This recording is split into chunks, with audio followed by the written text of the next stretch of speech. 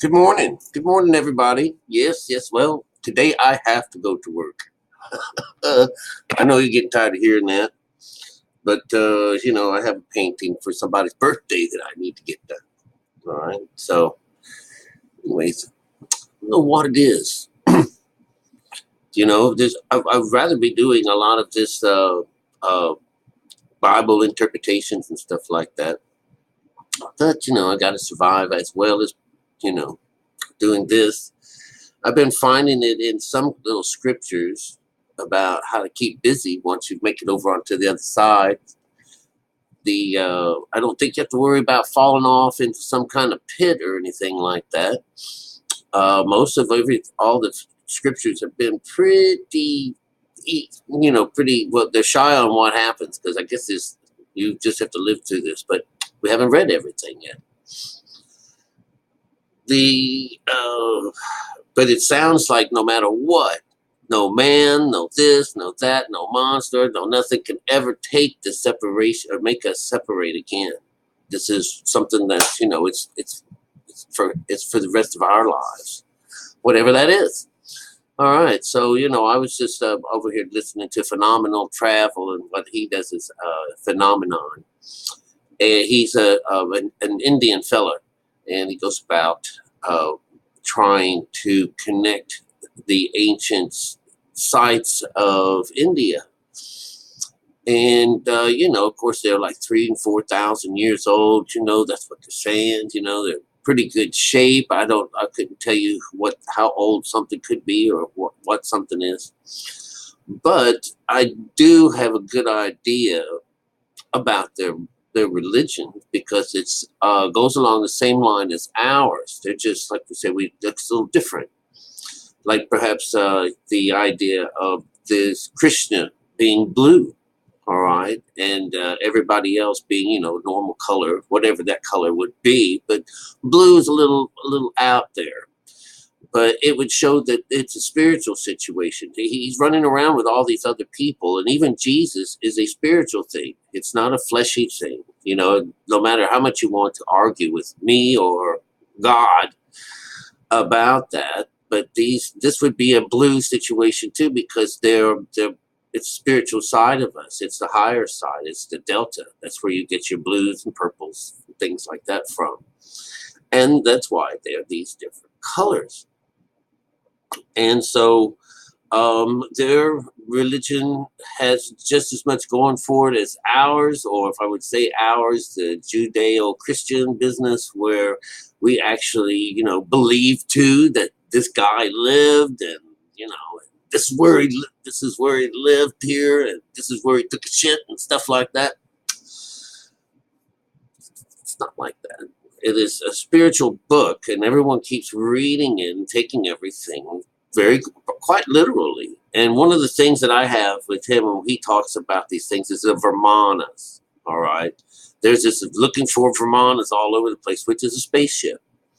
Now I don't know. I've not seen anything myself, but Area 51 may or may not have caught up and found a spaceship of some kind. That's great. This is on the outside world,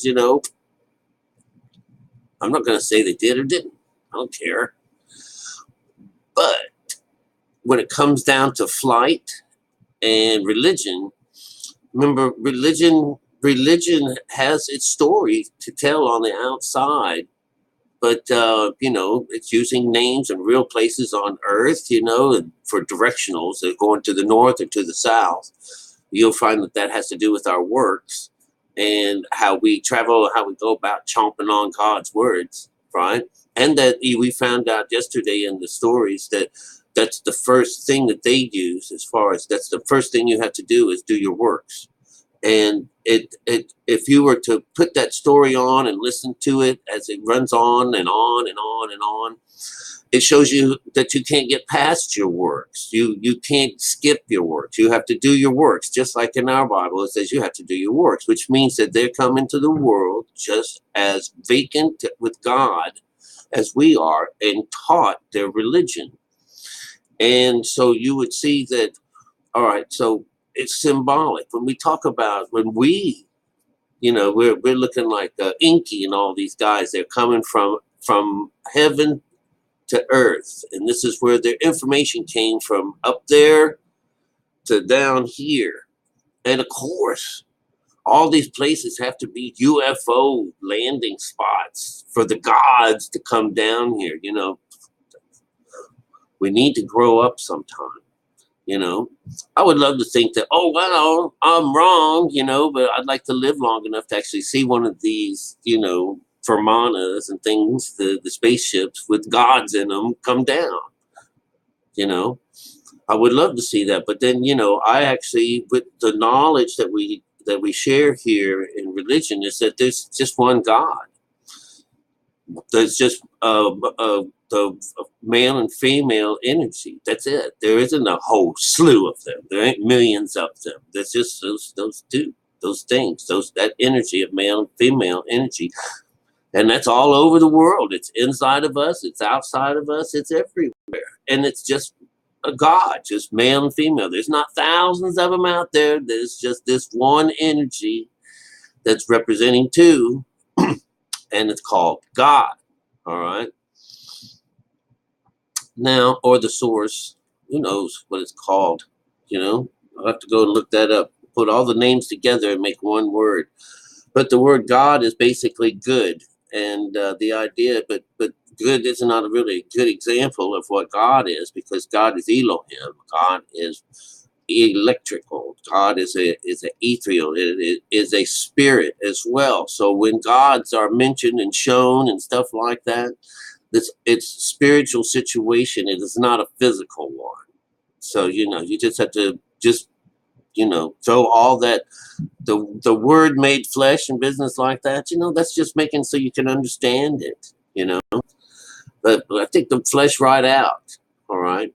So what I wanted to get on today is about the idea of this coming from earth to from heaven to earth. This business of this is where we get our knowledge from. This is the gods came from heaven to earth.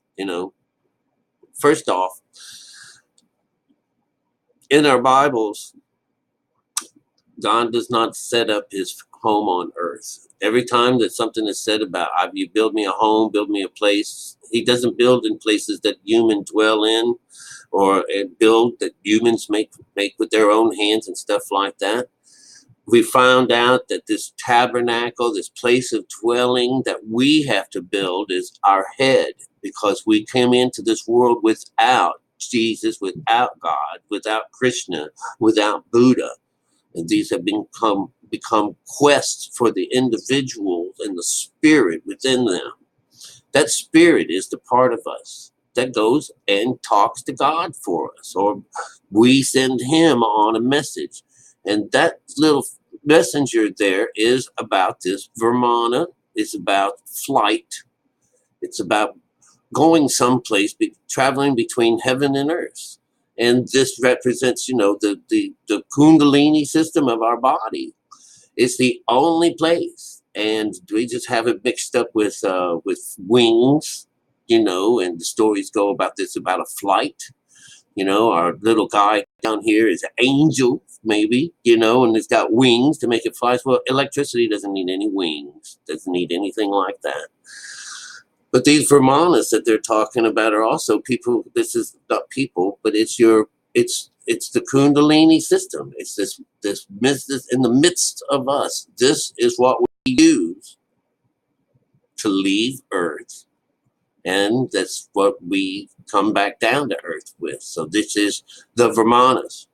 This is what they all are. This is what it means in religion, when they are going from place to place, or when the gods are moving all around and stuff like that. It's an electrical apparatus inside of us that they make out to be a spaceship, and that most all these other religions come up with a wing for someone to take this flight within it. And that's what it's called. And so if this is where we go to hook up with the higher spirit, the higher conscious, this is where we get our knowledge from. This is what takes us from our stupid self when we're half-minded into something a little bit clearer, smarter, by connecting the right side of our brains together. And this is where the information flows. It comes from here. It makes the person become oh, I got an idea. I'm higher minded than this, you know. Plus, you know, I'm not so sure about how people take the idea of like shamanisms and stuff like that, where they're actually eating something. They're taking flight. They're going out of the body. And at the same time, they're maintaining and retaining things that they see. So this is not the same flight when you go under and visit these gods or God itself. I would say that this is just your spirit, and you have to go in without your skin. You have to go in without our peeps, our listening devices, our recording devices. Everything is gone. That's the way of the spiritual the spiritual science behind this. But when it comes down to like taking drugs and this and that and going on these crazy movements and stuff like that, that's not really covered in our Bibles, you know. But I'm thinking that it is covered because it's something that mankind does. And if you get to see it, if you get to use your eyes and stuff, so it's definitely a physical side of us. Because remember, when we are on the inside, we are in spirit, we are absolutely void of this outside world. We have to get rid of it. That's one of the that's one of the rules. All right. But I'm going to tell you that there's, you know, when it comes down to religion, and that religion does not deal with UFOs. You know, it sounds really pretty and cool and wow, but no, it's not even why they're shaped their buildings a certain way. These things all have to do with our minds. Everything in religion is about the mind, and it's not about physical things on earth. All right, so I just thought I'd holler at you. Good morning. Happy Sunday.